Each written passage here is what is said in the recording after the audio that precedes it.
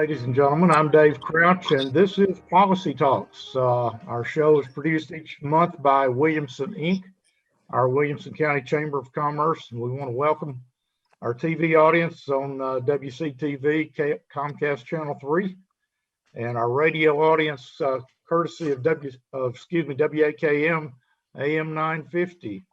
Appreciate Tom Lawrence and his crew getting us out there on the World Wide Web and the YouTube live streamed.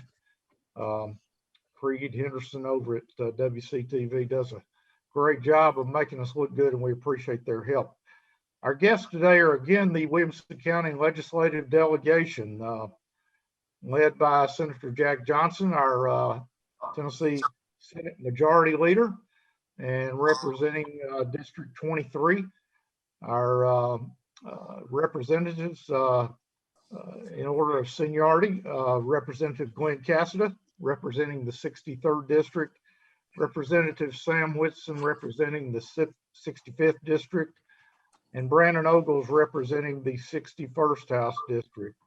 Gentlemen, we appreciate your taking time out of your schedules. You've been extremely busy here lately, and we appreciate you working us in to give us an update on what's going on down on Capitol Hill. Sam, I want you to tell us a little bit. I know, and Brandon, you might want to take the lead on this as well. The honor you gave to the late Charles Sargent, our longtime representative that passed away recently, and I think y'all did a special presentation in his honor, didn't you? Yes, the other day, and Jack came over too from the Senate, and we dedicated the desk that Jack occupied when he was chairman of the Finance, Ways and Means Committee for many years, and it was interesting this year while we're going through the budget talks, they still talked about Charles Sargent and and following his guidance as he went forward, and so Brandon and Glenn and Jack and I had the opportunity to stand on the House floor along with Nancy to dedicate that desk. And we had a short video of people like Beth Harwell and Steve McDaniels, many who have served down there over the years, to speak and tell stories about all that Charles did for our state and set us up for this financial stability that we have right now. And I'll let Jack and Glenn and served with Charles. They may have a few things to say about, add to that. Jack? Yeah, it was a very special moment, Dave, to dedicate that desk. And there's a beautiful plaque now that will forever be prominently displayed on the side of that desk on the House floor. And I've often told people that as Charles retired, and then of course shortly thereafter passed away, it was just a few days later that I became majority leader, which means I'm the sponsor of the budget. And I just can't tell you how many times I wish I could pick up the phone and call Charles, because he was just an expert on that budget. No one understood the state budget as well as he did. And that's one of the reasons, as Sam said, our state's in such a great fiscal condition. I'm fond of the phrase, we stand on the shoulders of giants, and Charles was certainly one of those giants. Glenn, you served alongside him for several years. I did, and I'd like to take it back a little bit further, Dave. I served with Charles when we were on the county commission, and people forget he was chairman of the county commission budget. And so many advancements in our county took place because of that foundational work that Charles did. He was a master at the budget. The budget process is not a science, it's an art. And it just comes together, and it comes together in a certain way. And Charles had that unique gift of putting budget, be it state or county, together. And I got to say too that after that ceremony, I and some of the older guys were out in the hallways talking and just kind of reminiscing on Charles. We're all a little peculiar in our behavior, but we got to get a good laugh at Charles. I'm sure he was laughing with us at his personality and how he functioned up there. Absolutely. Brandon, you're trying to fill his shoes now. How does that feel? Oh yeah, those are big shoes to fill. I mean, and Jack said, standing on the shoulders of giants. Charles is the amount of work he put into the state and the amount of time he put in is just amazing. To get to do this job more than 20 years, I mean, it just shows his dedication and passion for what he did.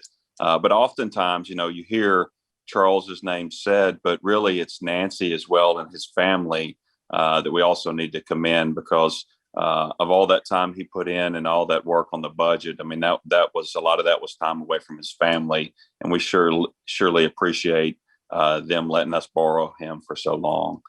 He's a good man, worked really hard, and what's unique about Charles is he has just as much respect for those colleagues across the aisle and the other party as much as his own Republican colleagues. So many times my office is right next to I would say the Democrat leadership on the 6th floor. So that they come over all the time and tell me Charles stories and things he did to help them, which is really special to hear.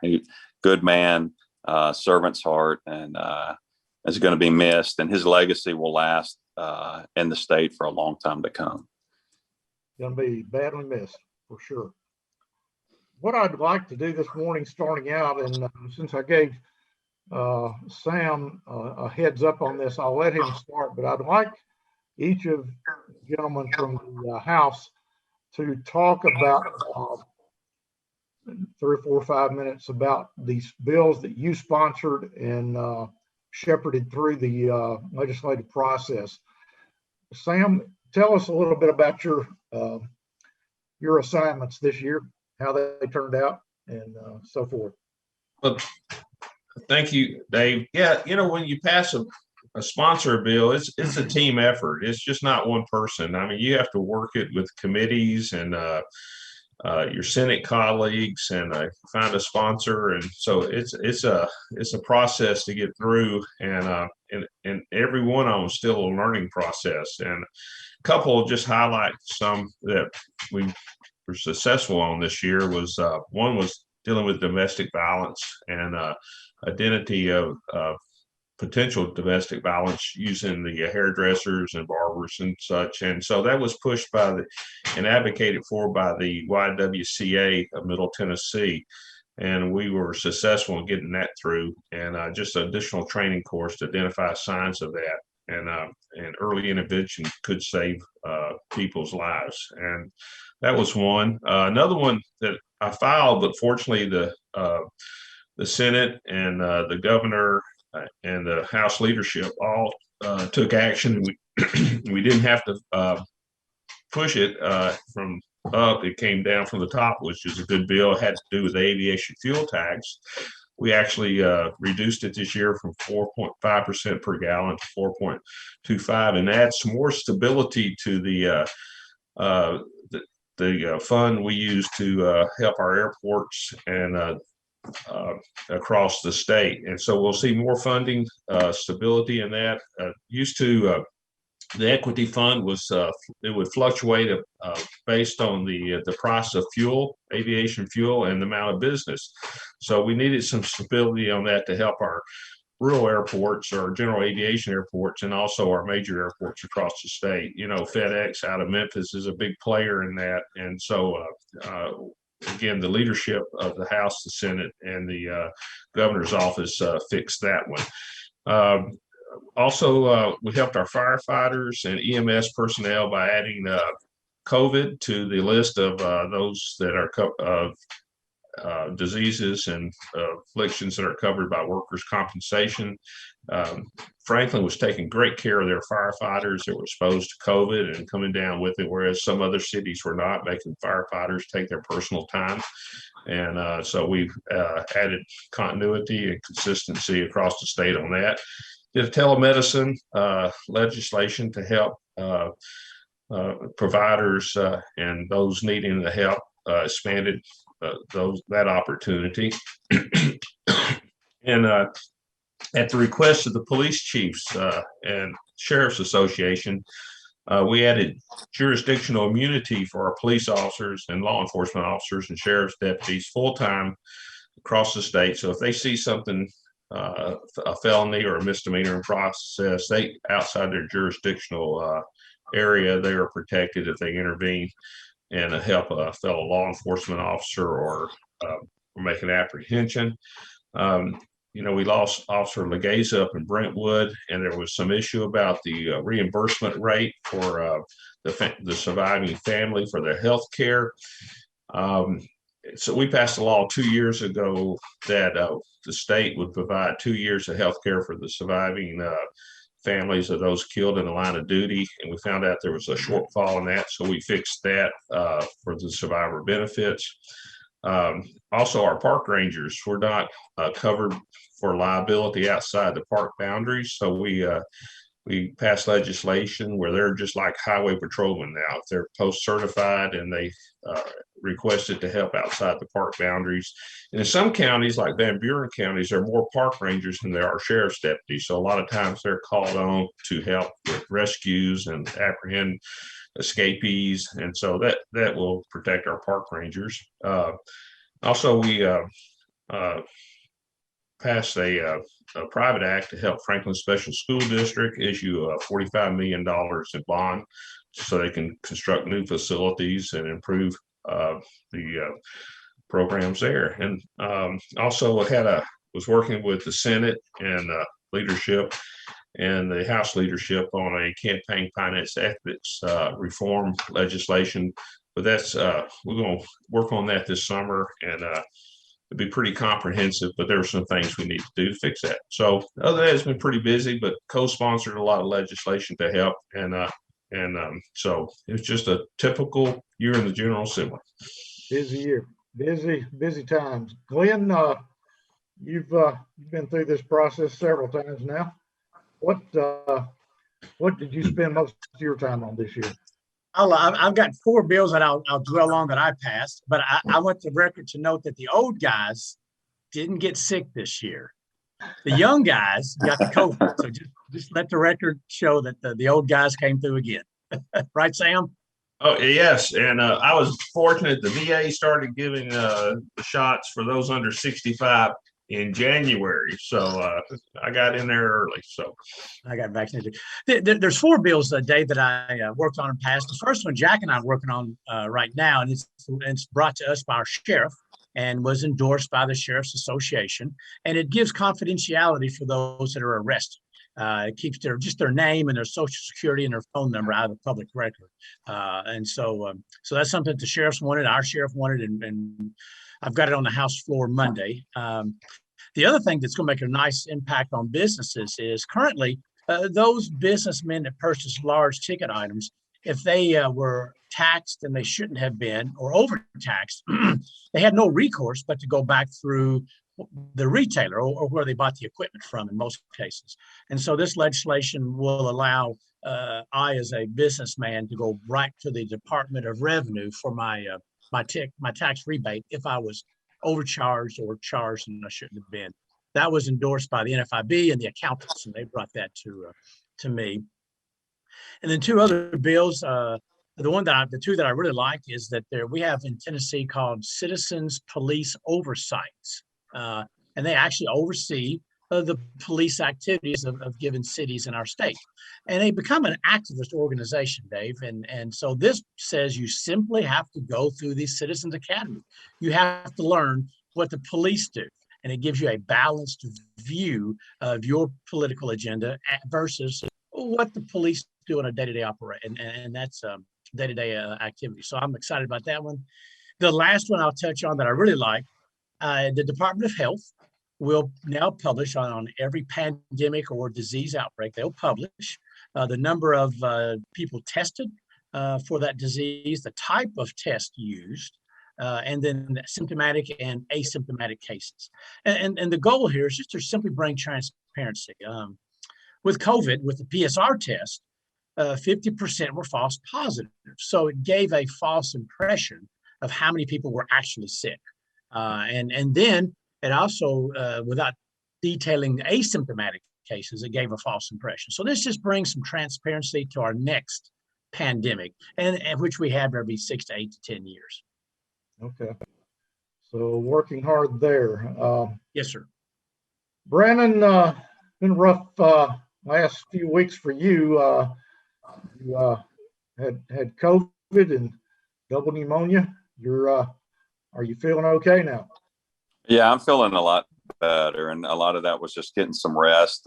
Probably could have come back last week, but was still clearing a lot of fluid, so I didn't want to be that guy that's coughing through committee and on the floor that's scaring everybody that they're going to get them sick. So I needed to clear a lot of that fluid, and I'm still a little froggy with my voice. But yeah, rough go at it. The COVID was bad, but the pneumonia really set me back. And doctors say that could take up to 2 to 3 months to totally heal from. I feel better. I just don't have the endurance that I had. But that being said, my colleagues, I love writing legislation, had what I feel like were a lot of good bills in the process. And my colleagues stepped in to really help with the legislation. So it looks like we've got 10 bills going to the governor's desk that a large group of my colleagues worked on that I was fortunate enough to write. One I'm the most proud of because it came from my constituents during the pandemic, and it's Bill 37, the Essential Workers Act. We really saw some of the municipalities make lists and encumber trade, decide that certain, for instance, our restaurants in Nashville, that decided our restaurants, our musicians were not essential to the well-being of the community, and really shut some businesses down for a long time. This bill says that local municipalities or mayors or boards cannot generate lists of non-essential workers. So basically, you can't make a list and decide, a restaurateur, an entertainer, a plastic surgeon cannot go to work simply because we've deemed their work unessential. And that passed both chambers. And I'm proud of that, and that's going to the governor's desk. So Bill 37, Essential Workers Act, just to be sure that we never generate lists again on the local level to put people out of work. Bill 40, Precious Cargo Act, deals with the interaction between law enforcement and those citizens we have that have some communication challenges. For instance, somebody that has Asperger's or autism that's driving to enter their tag into the database. So when law enforcement pulls you over, it lets them know that you have a specific set of circumstances that may encumber your communication with law enforcement. And that also covers anything from diabetes to even if, for instance, you've got a MS where you have trouble getting out of the car. It just lets the police know that we've got a special condition and something we need to be aware of. So very, very proud of that. House Bill 50 that passed is we deem the defense doctrine. Unfortunately, in the state of Tennessee, rape was not listed as serious bodily harm, which is just an unfortunate oversight that's been on the books for years. So we went in and defined rape, aggravated rape, rape of a child, and aggravated rape of a child under a new category of grave sexual assault. And that authorizes deadly force to defend any of those acts for both the potential victim and then somebody standing in to protect them. Very, very proud of that. We take assaults and sexual assaults especially very seriously in the state. So a lot of members of the Criminal Justice Committee thought it was appropriate to authorize deadly force to defend those acts. House Bill 1343 in Tennessee, because of the large fiscal note for years and years, it's been illegal to smuggle cell phones into prisons. But once a cell phone was in prison, it was not an offense to have a cell phone. So with help from the Senate and a lot of people in the criminal justice system, yeah, well, that exactly right. I mean, it's smuggling them in, and we had members of of the law enforcement community actually lose their life because of some acts. That what we did is we made it a Class C felony to have a fine only, which wiped out the fiscal note. So we did away with a $25 to $40 million recurring fiscal note and made that a felony, which will help get those cell phones out of the prisons. Let's see, we defined House Bill 925. We defined cybersecurity for our schools and put that in a classification where that is confidential information for our school security system, and kept that from being distributed to the general public. Wrote a bill wrote a bill for childhood obesity, where TASER would do a study. That's passed the Senate. It's moving in the House. I anticipate that being passed this week. Childhood obesity is one of the biggest health crises we have in the state of Tennessee that we haven't spent a whole lot of resources studying how we can make that better. And unfortunately, Tennessee ranks either 49th or 50th in the childhood obesity rate nationally. So that's something, and as children age out, that's actually something that can potentially stay with you for a lifetime. So we're going to study that, try to find ways to help our citizens make better choices and give them some tools they need to live healthy lifestyles. Last bill that's coming up that I'll talk about, crime against the person. It's passed in the House. It's waiting. It's calendared in the Senate. So hopefully next week this will pass. Right now in Tennessee, aggravated burglary, and especially aggravated burglary. So if somebody breaks into your house with a gun, we're category that's considered a property crime and not a violent offense. So this bill recategorizes aggravated burglary, and especially aggravated burglary, as a crime against person, which makes it a violent offense. So for all the parole, probation, community services, some of the programming that we're starting to push more, we wanted to be sure that those crimes were put in the category of violent offenses. So we would just be sure that people that did that were kind of held to a higher standard, and we gave them a little more attention. But just so thankful for all my colleagues, Glenn, Sam, Chairman Curcio, Mary Littleton. A lot of these bills, once I got COVID, were in the process, but without my colleagues and Jack in the Senate as well, just enormous resource for him to help and kind of carry the torch. But a lot of good legislation kept going because of my colleagues' willingness to help and my stay in absence. So thank you for that. Appreciate the update, Brandon. Glad you're back feeling better. Thank you. Jack, Senator Johnson, you give us a little recap of what your position as Senate Majority Leader requires of you, and how that has affected the way you've spent your time this session, and in particular the formation of the state budget. Give us a recap, if you will. Sure, happy to, Dave. So as Majority Leader, while we're in session, my primary responsibility is to help shepherd the governor's legislative initiatives through the Senate, including the budget.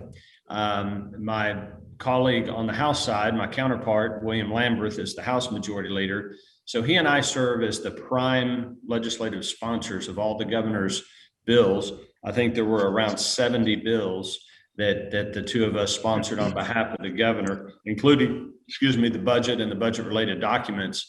We've talked about a number of those: criminal justice reform, some of the education stuff that we did during our special session before we started our regular session. So I've really enjoyed that. I have tremendous respect for our governor, and he had a bold legislative plan. Many of the items we were addressing this year were things that were filed last year that we had to sideline due to COVID and getting out of the Capitol and trying to get shut down. so we could get out of there. So we picked up on a lot of the things that we were working on last year. As far as the budget goes, the way the process works is usually around the 1st of February, the governor will present his proposed budget. The executive branch and the various departments, they start having budget hearings in the fall. And that's where they come sit down with the governor, go through their budgets, all the various state agencies and departments, all the cabinet level departments, and go through their budgets line by line in terms of what they need in order to be able to carry out their duties. So the governor takes all of that, puts together a budget, and presents it to the General Assembly pretty early in session, usually around the 1st of February. Then obviously we start working on all the other legislation. I think there were around 1,500 bills that were filed. Only maybe a third of those saw any action or made it through the process. But then later in session, usually as we're starting to wrap up, the governor will bring what's referred to as the administration amendment to the budget. And this is an amendment that deals with legislation that is being contemplated, other things that may have come up during the session. And so it's an amendment to the original budget that was passed. We also have additional economic data. Our funding board has a better handle on revenues and their ability to make a revenue projection. And then we take that information through the Senate Finance and House Finance committees, and we begin holding hearings with the administration and kind of going through that document. And then last but not least, we end up with a legislative amendment, which deals with things that are important to the legislature that may not have been included in the governor's budget. So it's a kind of a lengthy, convoluted process, but it works. And I tell you, we passed the state budget yesterday on the House and the Senate floor. And I'm very proud of this budget. I'll hit a few of the high points in there, and then we can do a deep dive, and my House colleagues can chime in on things that I may not have covered or add additional color to some of these things. Last year, Dave, and we talked about this on the show a great deal. When COVID hit, we didn't know what was going to happen.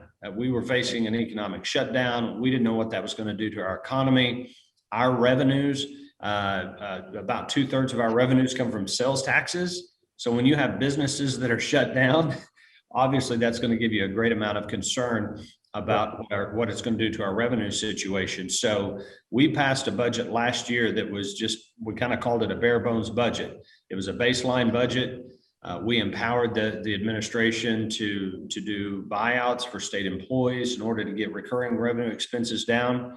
We anticipated no growth in the economy, and we really stripped it down to put ourselves in a defensive posture because our budget has to be balanced. That's a constitutional mandate. If we spend more than we've taken in, we've got to come back in that next legislative session and cut, because we have to balance the books every year, unlike Washington and with the federal budget.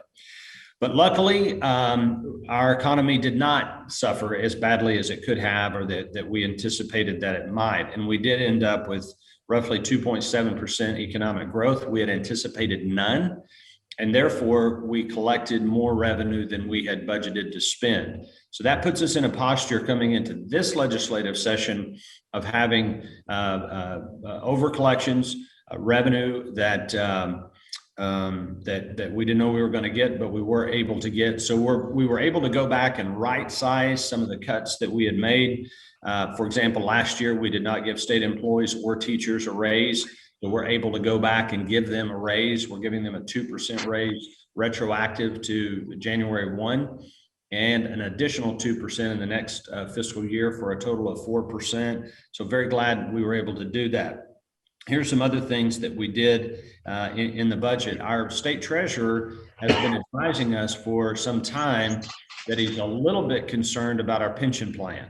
Now, pensions are where states can really, really get in trouble. And in fact, states like Illinois, their pension plan is about 30% funded. Well, that's an unfunded liability going into the future that you just can't make up. That's somebody's going to have to lose their pension, or they'll have to bankrupt the state. There's really no other option. Our pension plan runs at about 97, 98% funded, but because of the interest rate environment and some other factors. The treasurer was concerned about the solvency of the pension moving forward, that could begin to erode. And so we took a one-time $250 million allotment into the state pension plan to bring it up to speed. We had the money to do that. So we just wrote a check, put it in a retirement system, and it is now fully funded. The governor also proposed money for broadband, rural broadband. The governor initially proposed $200 million for rural broadband and $200 million for local governments. We're going to do the $200 million, but we did modify that, and we're going to do $100 in this fiscal year. They'll probably get the money sometime after July 1, and we're committed to giving them the additional $100 million next legislative session, assuming our revenues are okay. And same with the broadband. ECD tells us that the capacity out there to spend and deploy broadband is somewhere around $100 to $125 million over a 12-month period of time. We're fully committed to doing that. So we're going to do $100 million in this budget and then do another $100 million next year. Something that all of us have been concerned about are the reimbursement rates for the providers. We call them direct service providers. These are people who provide services for those with intellectual and developmental disabilities. And they have been underpaid for many, many years. They were at $8 an hour for many years. My son was working at Taco Bell making $11 an hour. So these are people who are caring for our most needy. And so we had increased that last year to $10.50 an hour. We're raising it to $12.50 an hour for those direct service providers, which is incredibly important. I agree, Sam, thumbs up on that. And our ultimate goal is to get them to $15 an hour, but that's a $40 million price tag, 39 million in change. So that's a hefty lift, but it shows our commitment to making sure that those providers can take care of our most needy. We took $250 million and established a mental health care trust fund. This is a unique idea. It's an innovative idea. We had lots of non-recurring money. Recurring dollars are precious. So we took $250 million. We're going to establish a trust fund and use the proceeds off of that trust fund into perpetuity to supplement what we already do to provide for mental health providers in our schools. These are school counselors, psychologists. We've all heard, all four of us and our colleagues across the state from our schools, that this is one of their biggest challenges is behavioral health in schools. So we were able to take $250 million and put that effectively into an endowment or trust fund. We put another $100 million in our savings account, our rainy day fund. We're at $1.55 billion now, by far the most our rainy day fund has ever been. And that prepares us for, at some point in the future, we have an economic downturn, we'll be able to dip into that. $931 million for capital maintenance on our state office buildings, higher ed buildings. This is money well spent to take care of our, we've had a backlog for many years in terms of maintenance, deferred maintenance for our office buildings and other capital projects. We're fully funding the basic education plan, which we've done year after year. We're fully funded. We're fully committed to fully funding education in Tennessee. Let's see, just a couple more here. And these are just some of the high points. We have yet again, as we have done every year for the last 10 years since Republicans have been in control, we've cut taxes. And we're committed to continuing to do that. The more we cut taxes, the more our revenue grows. The Laffer curve works. And we're demonstrating that in Tennessee. We're going to have a $50 million sales tax holiday in addition to the one we already do for restaurants and food. So that will help all Tennesseans. We all have to eat. So that'll put $50 million back in the pockets of taxpayers. And then the last thing I'll say, Dave, and this is a little bit in the weeds, but this is important.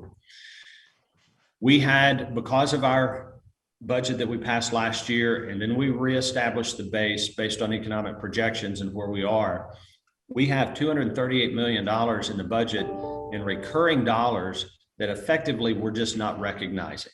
And it's a budgetary device that we use, but because I want your listeners to know that we didn't just go crazy spending money. We funded things that will save us money in the future, and we cut taxes. And that's a proper way to handle the budget. So when we show up next year, in addition to any other economic growth and revenue growth that we might have, we're going to have $238 million in recurring dollars that we start with day one, that we're just not recognizing. We're just leaving that as a carry forward. So we haven't even touched on, and we may want to, about the federal money that's going to be coming down from the American Recovery Plan. That's a significant amount of money as well. But everything I've addressed is dealing with the state budget. That is a great 30. Is that the 30,000 foot level overview of the budget? A lot of details under the surface that I'd love to explore a little bit. The raise for the Tennessee teachers, I think you described it aptly, about a 4% raise next year. Now, that does not mean each teacher is going to get a 4% raise, though. That's just the state portion. Is that right? You're right, Dave. I violated my own rule there. I got carried away. Properly stated, what we're doing is it's a 4% increase in the BEP allocation for teacher salaries. Now, state employees are different. That is a full 4% for them. But for teachers, you're exactly right. Districts like Williamson County and Franklin Special have more teachers than are required under the BEP formula. And so it will not necessarily equate to an across the board 4% raise. Now, I will say in years past, Williamson County and Franklin Special have stood up to the plate and trued that up and put enough local dollars in there to make it a full 2 or 4% raise. I don't know. I'm not committing that they will be doing that this time. I haven't spoken with Rogers Anderson or David Snowden or anyone about that, or Jason Golden, but they have done that in the past. But it is a 4% increase in the state portion, the BEP formula for the teacher salaries. Great. Now, what does that mean for Williamson County?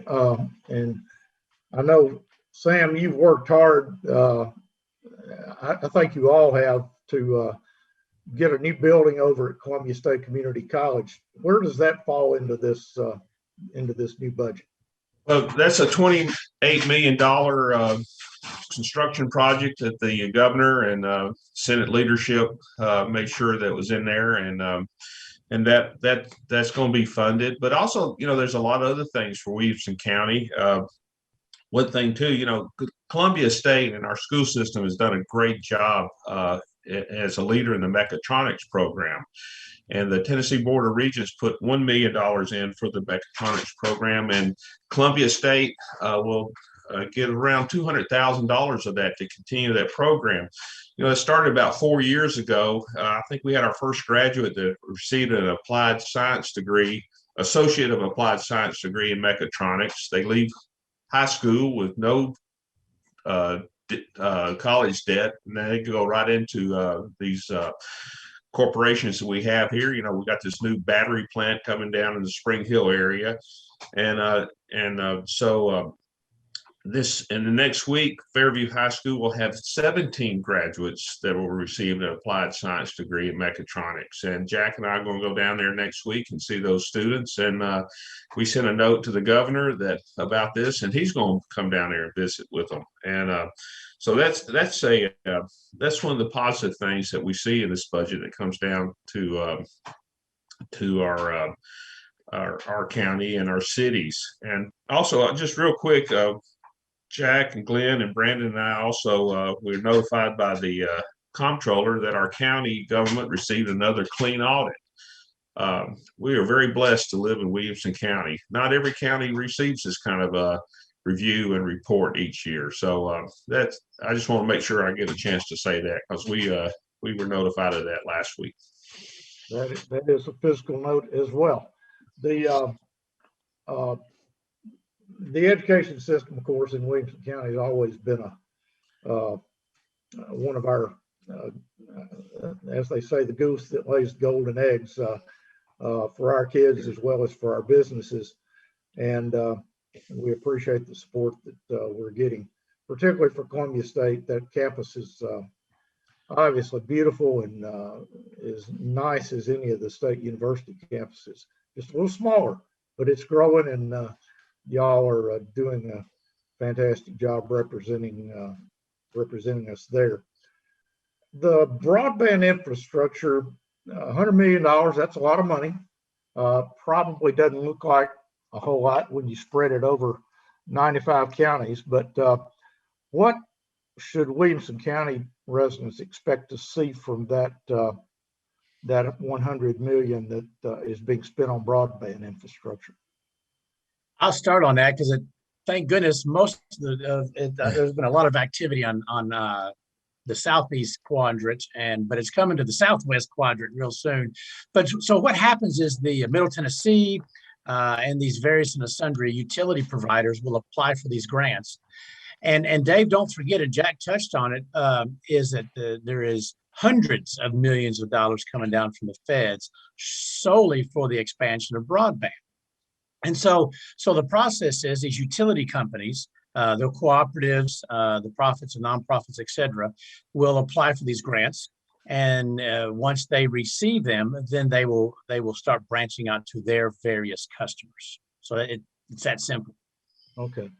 So people out in the southwest part of the county are going to start seeing some increased access to broadband. Is that what? And I really want Sam to jump in, but I think you'll see those utility providers that cover that part of the county make application, receive the grant money, and then they'll proceed to expand. Right. And I think Jack said it best. There's the capacity to spend this money and spend the technology. You could put the money in, but the resources to do that. But, also we had a representative bring up a good point this week in budget hearings that, technology is evolving so fast that there may be other options out there with this low level satellite communications to expand broadband also quicker and faster than the ability to lay lines. So, but I think that's a reasonable amount that they allocated and to work with, but it is a priority for the infrastructure of this state to make sure that we connect our citizens in the future and as with efficiency and well use of the allocation of those funds. Jack, have we accurately captured the details there on those things we've discussed? Absolutely, you have, and I'll add one final thing. Is you have to think about this in a couple of ways. Most people think about getting broadband to their home, which is important. It is a 21st century utility. It's very reminiscent of electrification about 100 years ago. And we're in a similar posture. The first people to get electricity in their homes were those who lived in dense areas, cities, towns, and so forth. When you live out in a rural area, the economic viability of that is diminished considerably. When you have 4 homes on a stretch of road that's a mile long, it's a lot more expensive on a per home basis to get it there. But we're committed to doing that, and we need to have broadband accessible to everyone. The other aspect of that, though, is for economic development. You have companies, you have manufacturing, distribution entities that would love to come to Tennessee and perhaps settle in one of our rural or even our economically distressed counties. And I think there are 15 or so what we consider to be economically distressed counties. And we have tremendous assets, just our geographic location. Not in Williamson County, but in other parts of the state, land is very reasonably priced. We've got a great interstate system that runs through the state, but they will not come, no matter what kind of business it is, unless they have broadband. You just have to have broadband in order to run a business. So certainly we're committed to getting it to everyone's home, but it's also very important for the commercial side and economic development, particularly in those rural areas. Do any of you have a idea how many homes in Williamson County still do not have access to broadband? Do we know that? The governor said he didn't have it, so that's one I know for sure. And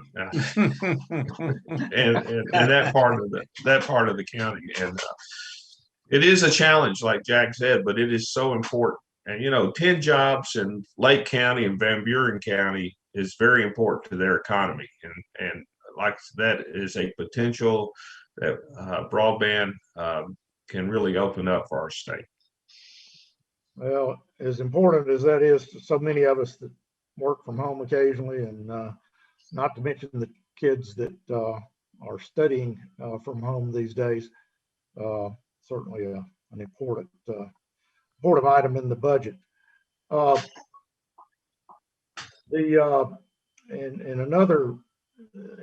Jack, you may have touched on this a little bit, but another education item, I think I saw $80 million in the TCAT campuses, the Tennessee College of Applied Technologies. Now, and I'm not real clear. Does that include Columbia State, or is that a different group of so they're certainly parallel. So we have our community colleges, which offer a more traditional, but very akin to first 2 years of any four-year institution. But then we have our Tennessee Centers of Applied Technology, which offer more trade type skills, apprenticeship, type programs to learn to weld or be a plumber, to be a paramedic. There's all kinds of wonderful programs out there. And we have a backlog right now. I believe it's 11,000 people who would like to get into our TCATs. And so, yes, there was, I believe the number you mentioned is right, about 80 million in there to expand accessibility to our TCATs, including building a new facility in Shelbyville, which will be very important to Bedford County. We put 42 million in there. I believe they have a facility in mind, but that's an underserved area between Murfreesboro and Shelbyville, and kind of down in that area around Marshall County and so forth. And so that's going to be a great addition to that program as well. And it dovetails with something Governor Lee feels very passionately about, and we do as well. And we are making significant reforms to higher education in Tennessee. It started with Governor Haslam with the drive to 55. We know 55% of all of our jobs are going to require some type of post-secondary educational attainment. And not everyone needs to go to a four-year university. There are great jobs. I can tell you there are companies out there that if you are skilled and you can work on an HVAC unit and know what you're doing in that regard, you can start at probably $75,000 to $100,000 tomorrow. And so there's tremendous demand out there in the various trades. That's just one example. There are others. So now these TCATs are very important. Any of you other gentlemen want to add color to the budget items? No, I'll add something real quick. Jack and I, kind of a late development, but we worked on making sure TDOT understood the need for the widening of Nolensville Road from Nolensville to the Davidson County line. And we got notice yesterday that they're going to do it just north of Nolensville up into Old Hickory Boulevard, 4-lane that, and 5-lane it in some cases. That's such a nice little coup for that part of the county. Yeah. The somewhat associated bit of news that we've been seeing a lot of lately are companies that are choosing to move to the state of Tennessee from other states. The latest one, I think, is Oracle coming in with a potential of 8,500 new jobs in Nashville. Of course, General Motors building the battery plant here at Spring Hill, with I think another 12 or 1,300 jobs there. Just announcement after announcement after announcement. What kind of challenges does that present us? What, from your perspective, is what I'm asking for here. But what do we need to do for these companies? I think there was $190 million in the budget for fast track economic development grants, which I presume are to help these type of situations along. Where are we going with that, Jack? I'll let you. You're in close contact with the governor and the economic development people. Is this going to continue? And how much of it will we continue to see? Well, certainly businesses are flocking to Tennessee. They're fleeing states like California, Illinois, New York because of the taxes and the regulatory environment up there. Just frankly, hostility towards the private sector, and they're getting fed up. Yes, Oracle, 8,500 jobs, that makes a big splash and headlines, and it should. That's a significant. And by the way, I think the average salary for those 8,500 jobs is $110,000. So these are good, high-paying jobs. But I would say equally important to that, Dave, are the companies that you don't hear about, that employ 30, 40, 50 people that are coming to, as we talked about, maybe rural areas of the state, or even to Middle Tennessee and some of these areas. So it's a good problem to have, but you are dead on that it brings challenges. It brings challenges for traffic, infrastructure, school overcrowding, and things of that nature. But again, I stress it's a good problem to have from an economic growth standpoint. So you want to find that sweet spot to where, yes, we grow, we have economic growth in the state, we have good jobs that are available to Tennesseans. But at the same time, it's often said, we don't want to wake up one day and discover that we're Atlanta, meaning just this huge, metropolis area here in Middle Tennessee. So, all of our mayors participate in the Middle Tennessee Mayor's Caucus, which I think is wonderful, where all the mayors get together and talk about regional issues and economic development and roads and schools and challenges that they're facing. And we meet with them and speak with them frequently. In fact, I think that Mayor Ken Moore is the chairman of that caucus, or he was. I know he's been very involved with it. So again, it's good, but we should proceed with caution, because we don't want to overstress our infrastructure, whether it's roads, housing. As we know, housing prices are skyrocketing, and which is good. It's good to see your property values increase, but it's also making it more challenging for people to buy their first home and get into their first home. So it's something. You said, is this going to end? I don't see it ending in the foreseeable future. I think this is going to continue. So we're all going to have to kind of sit down and think about how we manage this growth and make sure that it doesn't get out of hand any more than some might say that it already is.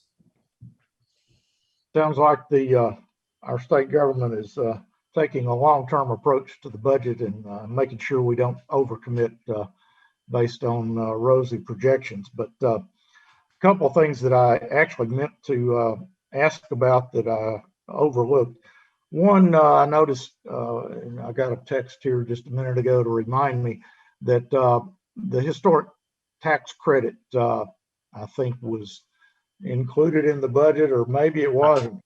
Can you give me the Sam? I know downtown Franklin was the folks involved down there were interested in that. Yeah, the governor put in a $5 million grant for that. I think it's over a 4-year period. It'll be people will apply for that.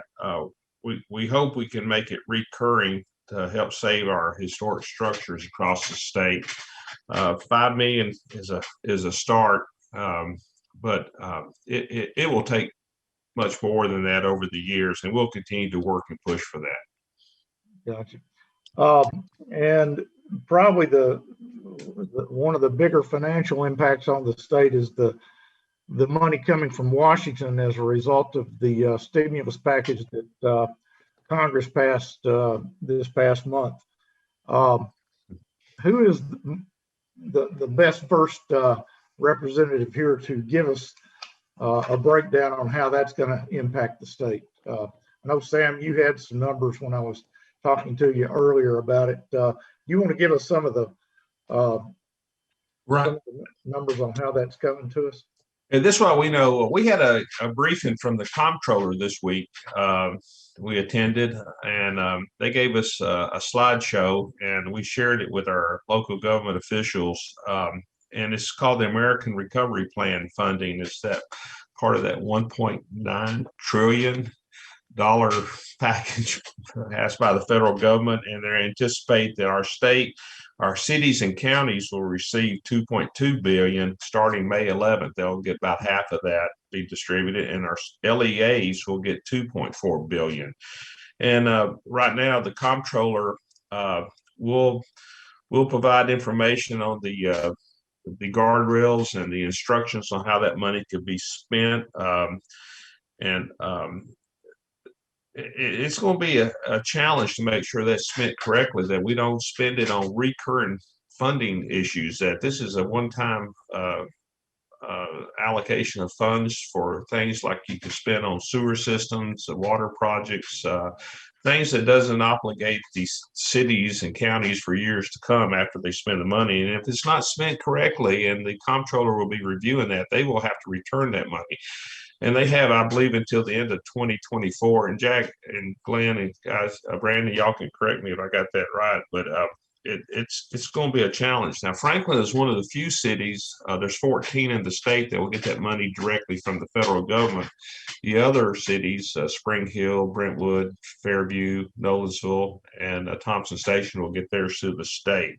And I think Jack said it earlier, the money that goes to the LEAs will come through the Department of Education. And there's certain, restrictions on what that could be spent on. And like I said, it will start hitting May 11th. And again, the comptroller and that will be providing more information, and also they'll be doing audits of that money to make sure it's spent correctly. And how much will Williamson County, Franklin, Brentwood, Spring Hill, Nolensville? Well, I did a quick look, and again, guys, y'all correct me if I got this wrong, but it looks like Williamson County will receive $46 million, Fairview $2.4 million, Spring Hill $11.7 million, Nolensville $2.7 million, Brentwood $11.4 million, Thompson Station $1.7 million, and Franklin $9 million. And Jack, what specifically is that supposed to be spent on? So from the American Recovery Plan, there's a number of things. They can use it. It gets a little complicated because they can use it for lost revenue. So they can backfill a portion of their budget, as I understand it, but you shouldn't be taking on new expenses. So Sam hit on many of the high points, things like building, rehabilitation, infrastructure projects, water, sewer, things of that nature that they can use it on. And keep in mind that Congress is debating yet another massive infrastructure bill. I believe the Democrats in Washington have proposed another multi-trillion-dollar bill. The Republicans have countered with something smaller. And I will say the Democratic plan includes a lot of things that have nothing to do with infrastructure. And I think the Republicans are trying to get it really focused on infrastructure improvement. And listen, I do not dispute that we have infrastructure problems in the United States, so we need to address those. Right. We are almost out of time, gentlemen, and it slips by so quickly when we've got so many things that I know our listeners would like to know details on, and we will put our heads together. I'll bow to your judgment on whether to come back again on our next scheduled time with you all to do another wrap-up show. I mean, I know most of you would like to talk more about transgender legislation and things like that. We'd welcome you to come back and spend some time with us on all the other bills that got addressed this session. Again, appreciate the time y'all have taken. I'm sorry if we didn't get to everything you wanted to talk about. Brandon, glad to have you back with us. And Thank you. Glenn, Sam, appreciate all the work you do there in the House. And Jack, you do a great job representing us both in the governor's office and in the Senate. So appreciate all you do for us. Just got a lot of folks we need to thank that make this show possible. Top of the list is Creed Henderson and the crew over at WCTV. Mayor Rogers Anderson's for letting us use their services. Tom Lawrence and the crew at WAKM always do an excellent job getting us out there. There are 3 entities that make a financial contribution to help cover the Chamber's cost on this show. Vanderbilt University, AT&T, and Don Klein with Don Klein Consulting. Love for you all to let those folks know that you appreciate this show. And if you can use anything that they can offer, we'd appreciate you helping them out. Our chamber staff, led by Matt Large and Kel McDowell, is the quarterback on this effort here. Kel, we appreciate your backup here. Nancy Conway always keeps me in the loop on all the news around the county and so many other things. And just appreciate the folks that tune in. I know we hear from many of them, but we'll try to cover more of the issues that I know some of our listeners would like to hear about in our next session. And I look forward to being back actually on May 21st, ahead of the Memorial Day holiday is our scheduled time. So thank you very much. You all have a wonderful month, wonderful week, and a wonderful weekend. Thank you, Dave. Thank you so much.